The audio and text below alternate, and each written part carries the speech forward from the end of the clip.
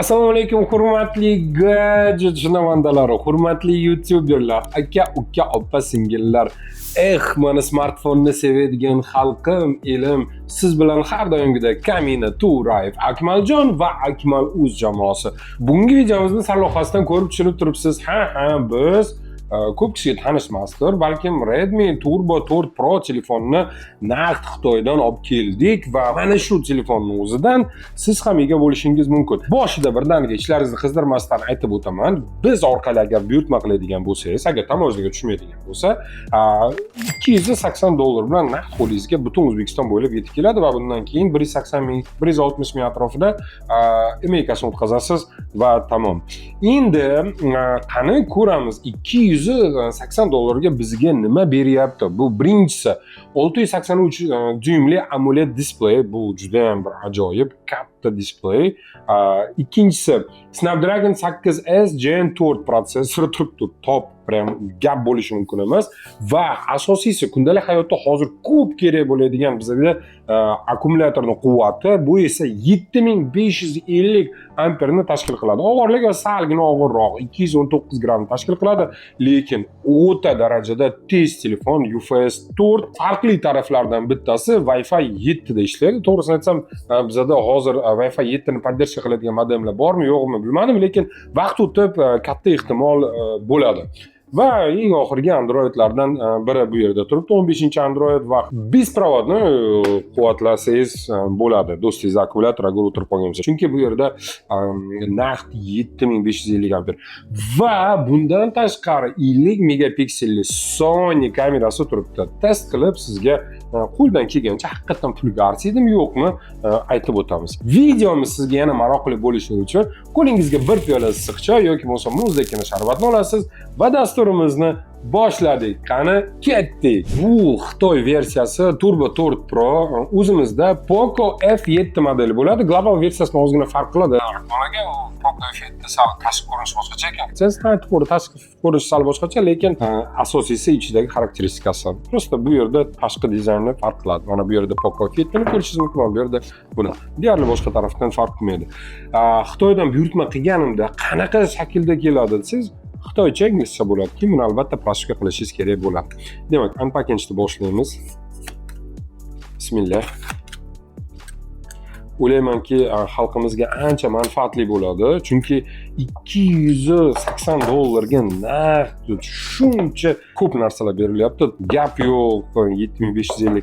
Lekin bitta narsaga e'tibor berdim, hozir o'tgan safar Vivo 508 ming amper edi adashmasam. Shunaqa, bu yerda ham xuddi shunday. Oldin 5000 amper esa, vo deyishardi. Hozir 2 yil oldin men Realme GT5 Pro ni 5500 amper olganimda juda ham xursand bo'lgandim.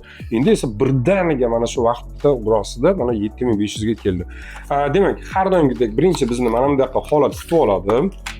Bu chexol ancha sifatli, to'g'ri, lekin arzonligi 12 ming, 15 ming chexoldan ko'ra ancha sifatli va birdaniga magazinga borib chexol sotib olishingiz yoki bo'lmasa boshqa narsa qilish shart emas. 1-2 hafta to o'zingizga yoqqan, 1 oy davomida Xitoydan yoqqan chexol kelgunicha siz bemalol buni ishlatib tursangiz bo'ladi. Bu yerda makulaturasi bor, skrepka bo'ldi, boshqa hech nima yo'q. Chekkiga olib qo'yaman.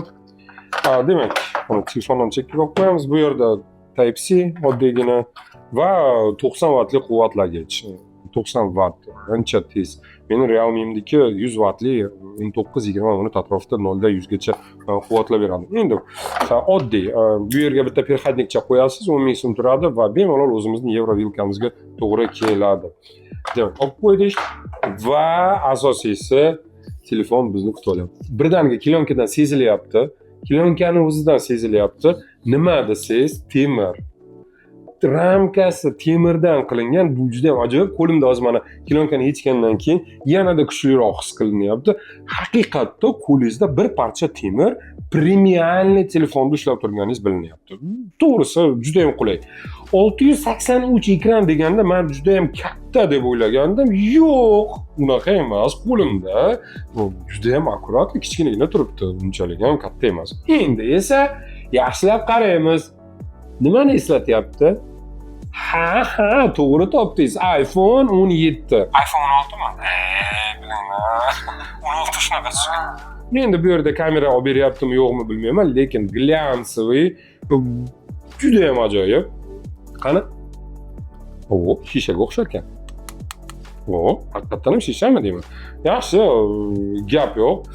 Ramkasi aniq temir, mana muzdekkina turibdi, endi havo sovuq bo'lganligini hisobiga va biz telefonni mana pastki qismini ko'rishingiz mumkin. Bu yerda simlatok, tepasida pastroq yana mikrofon, quvvatlagich, kolonka, o'ng qo'lda o'chirib yoqish knopkasi. Bu yerda juda ham qulay joylashgan. Mana bu yerda unday bosasiz, mana ovozni past baland qilish.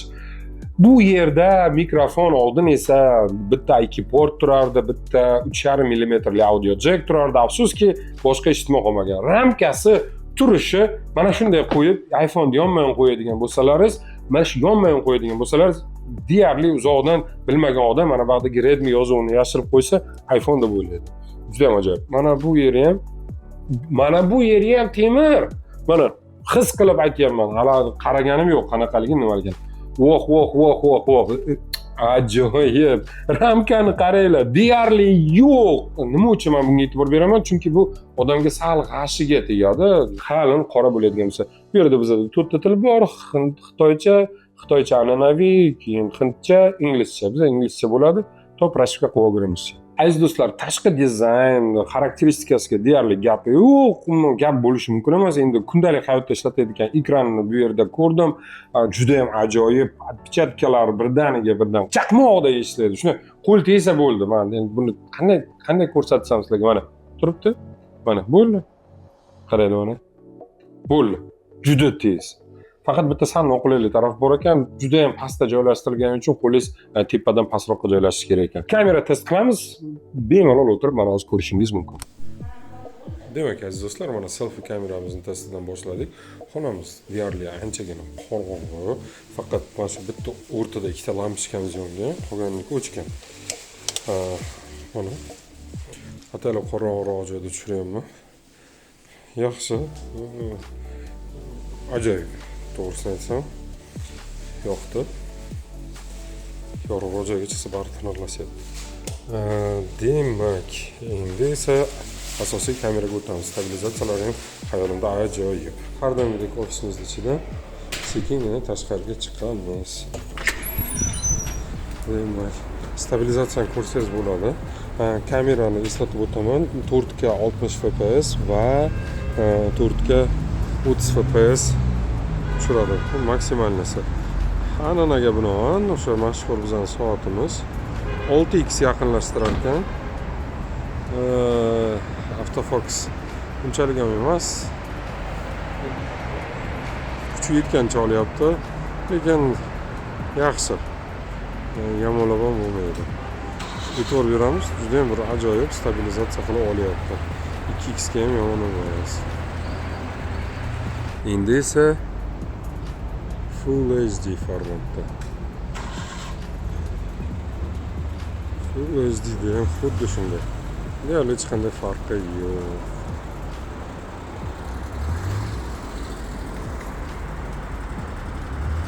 Bu yerda ham yaqinlashtirib o'tamiz. Kamerasini super puper deya olmaymiz, lekin o'rta segment uchun menimcha juda ham ajoyib. Hozir esa 4K 60 fps ga o'tkazamanda, yana davom ettiraman. Qani yugurib stabilizatsiyasini 4K 60 fps ga o'tkazib oldim.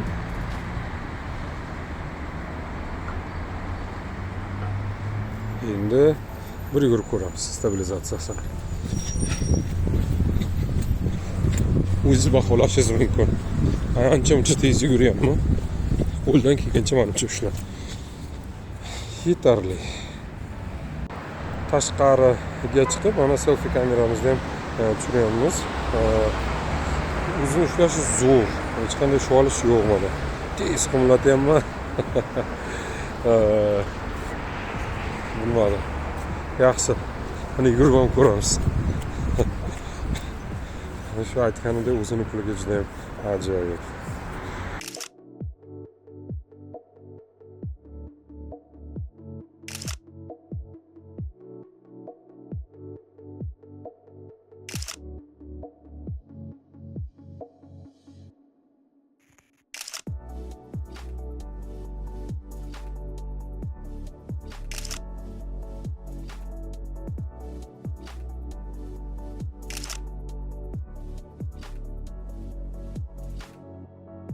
Aziz do'stlar, o'ylaymanki, men ozgina test qilib ko'rganimdan keyin qo'limda haqiqatdan ham o'sha o'zini katta akasi iPhone'ga g'irt o'xshaydi va ishlashlari ham juda ham plavniy. Bu yerda yana bitta zo'r tarafi bor, avtomatik zapis qilsa bo'ladi.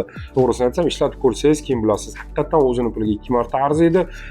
Endi esa siz aytingchi, qani $280 ga mana shunga konkurent yana qanaqa telefon olsa bo'ladi? Deyarli hech qanday, menimcha. Agar bo'ladigan bo'lsa ham kommentariylarga tushib yozing, albatta o'sha telefonda keyin biz bu bilan solishtirib ko'ramiz. Endi esa navbat o'zimizga, reklamamizga.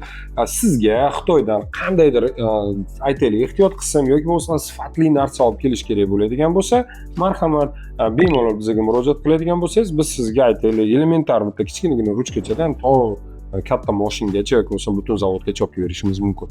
Agar siz Xitoydan zakaz qilasiz, narsalarni sizga kargo kerak bo'ladigan bo'lsa, marhamat, pastdagi telefonlarga qo'ng'iroq qilsangiz, biz sizga yukingizni qancha bilan rostdan boshqa hamma narsasi ichida kelishini hisoblab aytib beramiz.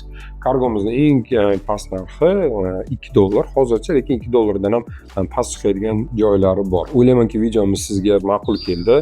Xalqimiz, elimiz uchun manfaatli videolar chiqarishga harakat qilyapmiz. Haqiqatan arzon, haqiqatan sifatli, hali yana o'zimiz ishlatamiz va kamchiliklarni YouTube'da yana chiqarib ko'rsatib boramiz. Siz bilan Akmaljon To'rayev va Akmal o'z jamoasi edi. Keyingi dasturda ko'rishguncha, xayr.